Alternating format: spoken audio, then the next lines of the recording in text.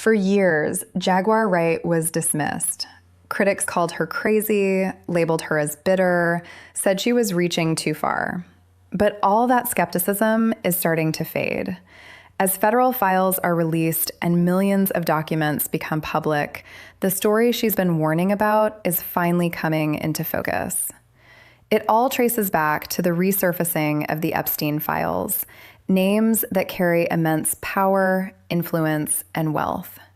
Jaguar has long warned that the entertainment industry and the billionaire class are not just connected. They're deeply intertwined in ways most people can't imagine. Now, with the evidence emerging, her warnings are gaining credibility. One point Jaguar keeps emphasizing stands out amid the chaos: the striking parallels she sees between Jeffrey Epstein and Sean Combs, known worldwide as Diddy. She insists that while the public focuses on sensational headlines, they're overlooking a much larger pattern, one that exposes the inner workings of power, privilege, and exploitation at the highest levels. In time to talk about Epstein and to talk about Diddy and to not see them as the same situation. Like, there's so many intersections between Epstein and Diddy that we're not even paying attention to. And people who were regulars in the Epstein crew. Jeffrey Epstein moved through the world armed with immense wealth, untouchable influence, private planes, and access to the most exclusive circles. Sean Diddy Combs navigated a different but equally powerful arena: music, fashion, and the hidden power rooms of Hollywood. Jaguar Wright argues that Diddy wasn't some isolated force. He was a node in a much larger, interconnected ecosystem. And if Epstein could operate with near total protection for years, it begs a chilling question: who else was shielded behind the curtain of wealth and influence, too?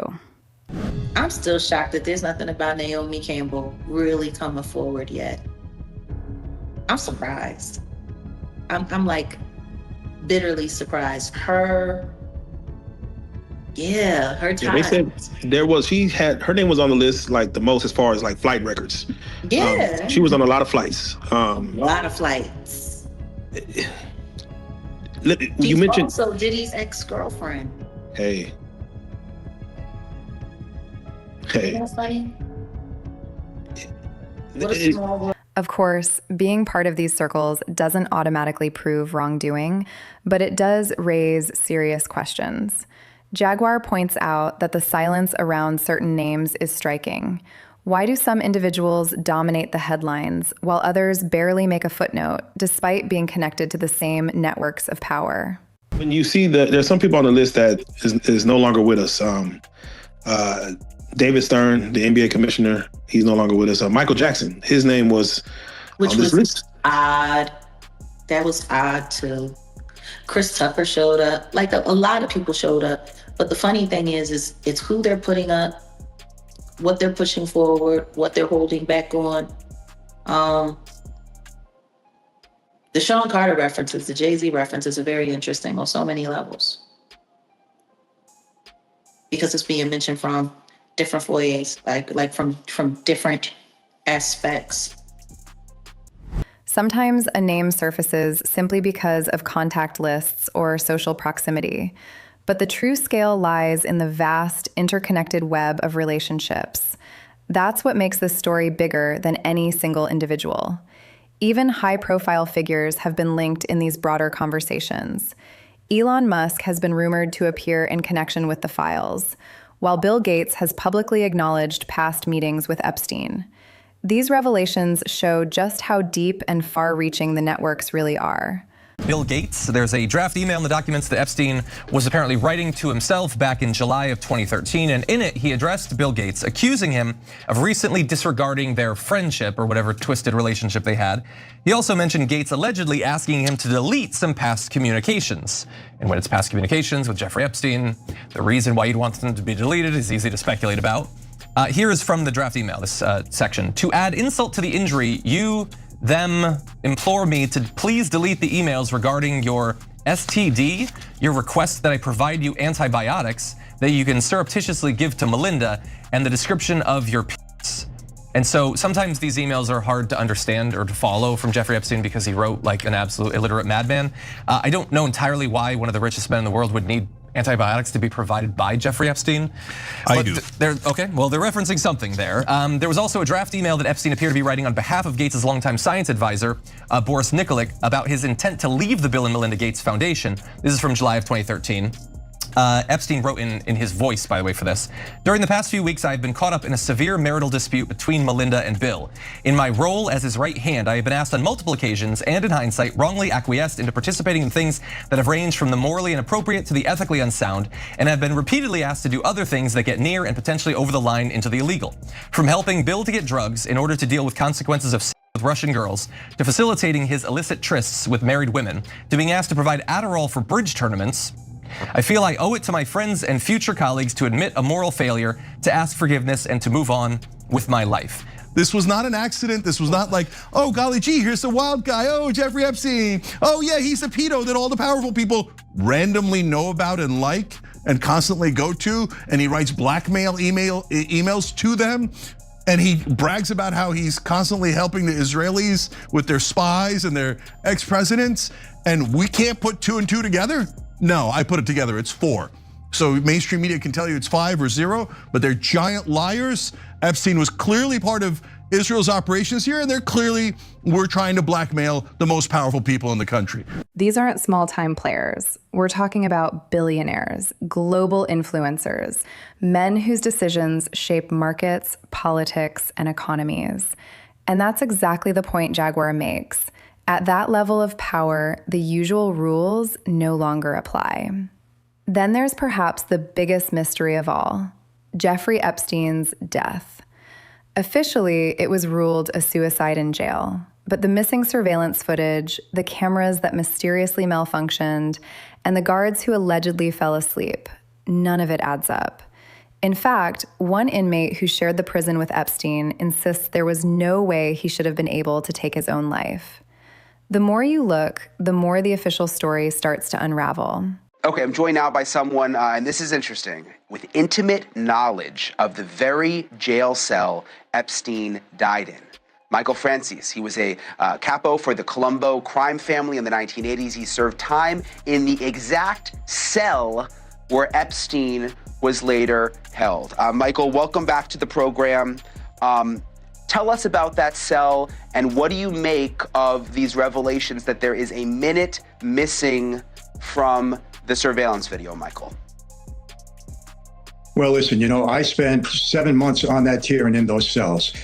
And the first thing I have to say, there's no way you are able to commit suicide. There's just no way. There's no way to hang yourself. There's nothing from the ceiling. There's nothing from the bed. You'd have to be a midget and work really hard to try to hang yourself. And I don't think you can accomplish it at that point. As far as the cameras being off, I haven't experienced that. I did 8 years in prison, and I haven't experienced cameras being broken in the perfect storm of correctional officers not walking those cells. They walk in and they look in on you all the time. As a matter of fact, sometimes it's embarrassing to go to the toilet because they're walking past you and looking in the cell constantly. So I've said this from day one. I do not believe it was suicide. I can't talk about what happened to him, but I don't believe it was a suicide because you just couldn't physically do it. It would be almost impossible to do it. So that's number one. It must be interesting, Michael. When you look at the video, though, it must be interesting because you know the area. I mean, we all look at this and it just looks like a prison, but this must look very familiar to you. Absolutely, very familiar. And the fact that a minute is missing, look, everything around this guy, I just did a very deep dive into him, which I'll be releasing on my platform in the next several days. Look, there's no way that this person operated alone. Look, they have the videos. Alan Dershowitz recently said that he saw the client list, but because there's people that he can't, because he's an attorney, he can't, reveal what he saw. But he said he saw the client list. He's demanding that it be released. To think that there's no flight logs, that there's no client list, that the thousands of recordings that they had, because I found out for sure that he had cameras on every bedroom, recording everything. And all of a sudden, all of it is gone. I mean, none of this makes sense. Was it suicide? Something else? And is the full truth even public? No one seems to have solid answers, and that very uncertainty is what fuels the larger suspicion. If Epstein was silenced to prevent further exposure, what does that mean for everyone connected to him? Could similar outcomes happen again? Jaguar doesn't claim to have proof of everything, but she highlights patterns: protection for the powerful, delays, files withheld for years, and influential men continuing business as usual. For a long time, she was dismissed as alarmist, but now, with federal investigations, document releases, and growing public scrutiny, people are finally paying attention. Perhaps she wasn't shouting into the void. Maybe she was just ahead of the curve. If authorities fully uncover how deep these connections run, and if figures like Diddy truly operated within the same elite systems that shielded Epstein, this story could touch some of the most prominent names in the world. Recently, Lex Wessner has come under similar scrutiny, summoned by the House Oversight Committee for questioning. Remarkably, sources say his lawyer became so frustrated with his approach to the investigation that he even threatened to end his life mid-meeting, a stark reminder of the pressure and secrecy surrounding these powerful circles. Billionaire Les Wexner, one of the closest known benefactors of Jeffrey Epstein, says he was, quote, naive, foolish, and gullible for trusting the late convicted offender. The 88-year-old testified before members of the House Oversight Committee in a closed-door deposition yesterday. He previously led the former parent company of Victoria's Secret and hired Epstein to manage his money in the mid-1980s. In his prepared opening statement, Wexner said he cut ties with Epstein shortly after his arrest in late 2006, but the latest release of Epstein files show the two stayed in touch past then.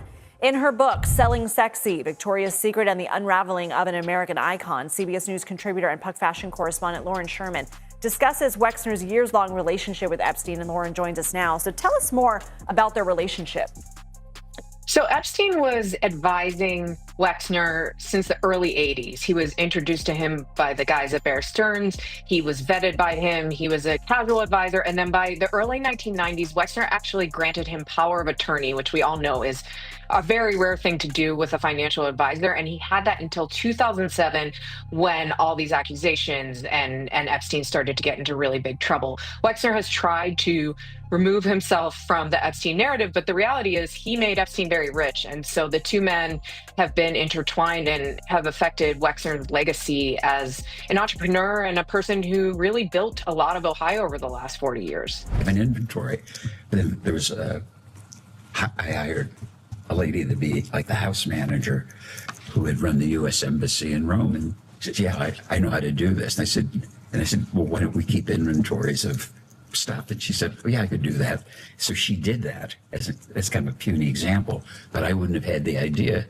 But then all the things were inventoried. That wasn't work for me or Jeffrey. It was just regularly done. Answer the question. 5 words, okay? Answer the question. Okay. What's most striking about all of this is that the Epstein and Diddy cover-ups don't appear to be knee-jerk reactions. Whoever was pulling the strings seemed to be protecting themselves and had been planning it for years. Evidence of this surfaced in July 2025 when the U.S. Department of Justice abruptly fired a federal prosecutor who had been working on cases involving Jeffrey Epstein, Ghislaine Maxwell, and Sean Diddy Combs. Her name was Mean Comey, and there was no detailed explanation, no official statement. She simply disappeared from the investigation, leaving more questions than answers and hinting at how deep the influence runs. Maureen Comey, the daughter of the ex-FBI director James Comey, has been fired from the U.S. Attorney's Office there in the Southern District of New York. Remember, she just worked on the Diddy trial. She also has worked on the Epstein case. The Associated Press has it as follows, that the DOJ has fired Maureen Comey. Now, she is the daughter, like I said, of James Comey. She was a prosecutor in the federal cases against Sean Diddy Combs and Jeffrey Epstein. That's according to two people familiar with the matter telling the AP that today. There was no specific reason, though, given for her firing from the U.S. Attorney's Office in the Southern District of New York. Now, her termination comes shortly after she prosecuted Combs, who was acquitted of trafficking and racketeering charges. The rapper was convicted of those lesser prostitution-related offenses. Remember, he'll be sentenced in October. Now, the DOJ recently appeared to acknowledge the existence of an investigation into James Comey though the basis for that inquiry is unclear. Remember, he was abruptly fired by President Trump in Trump's first term in 2017. So this might be news to you. Maybe you don't even know. James Comey has a daughter who worked in the U.S. Attorney's Office in the Southern District of New York on very high-profile cases, like the Sean Diddy Combs case, like the Epstein saga. After her sudden firing, Mean Comey reportedly shared something chilling with former colleagues. Fear is the tool of a tyrant, wielded to suppress independent thought. That warning is resonating across the country, especially in political circles, as many begin to see the threads of a massive cover-up unraveling right before our eyes. Newly released documents tonight say President Trump personally warned officials about Jeffrey Epstein decades ago. An FBI interview summary describing how President Trump called the then Palm Beach police chief to tell him, "Thank goodness you're stopping Jeffrey Epstein. Everyone has known he's been doing this." Adding people in New York knew Epstein was disgusting. He kicked Jeffrey Epstein out of his Mar-a-Lago club because Jeffrey Epstein was a creep, and that remains true. And this call, if it did happen, corroborates exactly what President Trump has said from the beginning. But President Trump said this in 2019.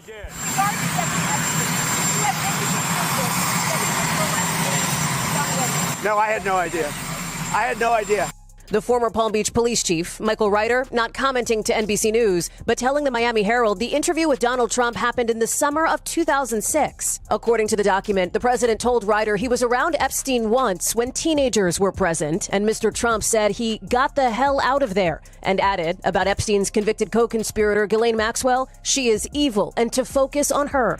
A federal prosecutor connected to Epstein, Maxwell, and Diddy is abruptly removed from the case. No explanation given, right as political pressure around the Epstein files is reaching a boiling point. The timing was especially alarming because major media outlets, including TMZ, reported something explosive. Sources inside the White House were allegedly discussing the possibility of a presidential pardon for Diddy, almost as if they wanted him to walk free. Consider the gravity of that. Diddy had been convicted on 2 federal counts under the Mann Act, transporting individuals across state lines for illegal purposes, a huge, high-profile case. Yet, insiders claimed that conversations at the highest levels were seriously considering wiping that record clean. Then, former President Trump weighed in publicly. He acknowledged that he had once gotten along with Diddy and described him as a nice guy. But he also noted that Diddy had been hostile toward him during the campaign, making the decision on a pardon more complicated. Dr. Umar has offered an intriguing perspective on how this potential pardon could unfold, shedding light on the broader forces at play behind the scenes. With regard to Donald Trump's refusal to pardon Sean Puffy Combs or to commute the sentence of Sean Puffy Combs, because he don't have to pardon him, Art. He could just commute the sentence and say he served enough time, let him go home. You know, he's not doing that either. And I'm gonna tell you why. It's not necessarily due to the fact that he got an issue with Diddy. And we know Donald Trump is a racist. He's a bigot. He can't stand black people. We know that. He has a whole history of racism. His father was a racist. His grandfather, Frederick Trump, who immigrated to America from Germany, because Trump is a second generation American. Okay, if you don't count the first generation, the arriving generation. But his grandfather, who immigrated here, Frederick Trump, he couldn't stand black folks. He couldn't stand black folks.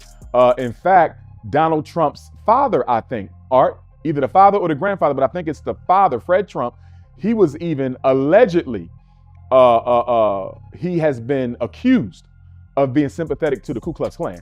And we know for a fact that Donald Trump's father and possibly even grandfather, they were well known in New York for practicing residential discrimination against black people. And so was Donald Trump. So the grandfather, father, and Trump, all German. Donald Trump is a German, by descent. They were all known to not like black people and discriminate against them in the leasing and purchasing of their real estate in New York. So you're talking about a white supremacist here. Then there's Ghislaine Maxwell. Recently, her brother spoke out in her defense, claiming that she was being made a scapegoat for the crimes of far more powerful individuals, those whose names rarely face the public spotlight. Substantial claims that Ghislaine has put forward as to why she did not receive a fair trial. Now, the upshot of that petition will be one of 3. it's denied. That's a shutout. An evidentiary hearing is ordered. The release of the Epstein files, which everyone has jumped on, with some famous people having been cut down, as it were, whether it's Mandelson or Prince or whatever, the former Prince or whatever. But within the millions of pages that have been released are some exceptionally important documents from Ghislaine's perspective, which entirely support her contention that she did not receive a fair trial. This isn't just us or Ghislaine trying to get sympathy. Obviously, she's convinced of her own innocence. And the issues that have come to light, be they the matter of the lying juror or the deliberate hiding of exculpatory information and evidence by the government, by the prosecutors. It is my view that Epstein was guilty. It is also my view that my sister is not guilty. That's to say, innocent of the charges that she was convicted of. Right. I mean, okay, so there are other people who have been accused of things, and they have not necessarily been accused of the crime of which your sister has been accused, but people have asked questions about their association with this man, who they knew to be a convicted. So I cannot relitigate Ghislaine's trial because I don't have the knowledge and the information to do it. You can probably very easily shoot down every point I might raise. So it's almost pointless trying to do it. But what I can say is she was for a very long time, perhaps the closest friend and confidant to a convicted pedophile who trafficked. Is that in and of itself not something that greatly troubles you about your sister? Look, she was in a relationship, with a physical relationship, as far as we know, with Epstein from roughly 1992 to about 97, 8, something in the later 90s. And the relationship then, that aspect of the relationship then changed, and it became a very much more professional relationship, where in fact she had substantial responsibilities for running, building, renovating, overseeing, and managing many substantial properties that he owned. Some legal experts, including Epstein's former attorney, Alan Dershowitz, publicly argued that Ghislaine Maxwell should be granted immunity to testify before Congress. She knows the inner workings, who traveled where, who arranged flights, who was connected to whom, and that's when the political chessboard becomes clear. If Maxwell testifies freely, she could expose some of the most powerful figures in the world. If she makes a deal, she could shield them. And if that deal appears transactional, would the public ever truly believe her testimony? The odds are slim. The intrigue doesn't stop there. Diddy faces similar allegations, claims that his outbursts and behavior were a way to gather leverage over incredibly powerful people. With rumors swirling about a potential pardon, many wondered why former President Trump didn't act. Judge Joe Brown offers a strategic explanation. Diddy's case hasn't fully played out in the justice system. Pardoning too early, he argues, could cut off the opportunity to uncover far larger hidden truths. If you pardon him, you may cut yourself off from finding out what else is going on. Like when Diddy first started coming under suspicion, I said, you know what, this sounds like somebody is upset because in 15 years of recordings with all of these freak parties going on, somebody is there that doesn't want that fact to come out or that allegation to come out, so somebody's being protected. So who's being protected, and what are we criminal law to prosecute somebody, persecute them so they can't say anything about somebody? That's why we have the Bill of Rights, so that doesn't happen. But it's completely flaunting the Bill of Rights, this so-called lawfare. So is that what's really behind this whole thing? So Diddy kind of put himself right in the midst of, there were some reprehensible characteristics of what he was doing. And it's not nice. The whole thing about being into what looked like pimping, I'll say that as an allegation, is not clean. So, law has this thing of if you want relief, make sure your hands are clean. So his hands aren't exactly clean of some of the things, even if the consequences are a little bit wrong in terms of what is trying to be accomplished. You don't go out and persecute somebody to protect somebody's reputation. And 15 years worth of recordings will have deterred a lot of people in the entertainment and communications industries who might have otherwise done some foul things to somebody, but they held back because they knew that somebody had damning evidence on them. So who else did you hear about at these large, several time a week freak parties? You see, you didn't hear too many names, did you? So what do you think is really going on behind the scenes? Share your thoughts in the comments below. We want to hear your take.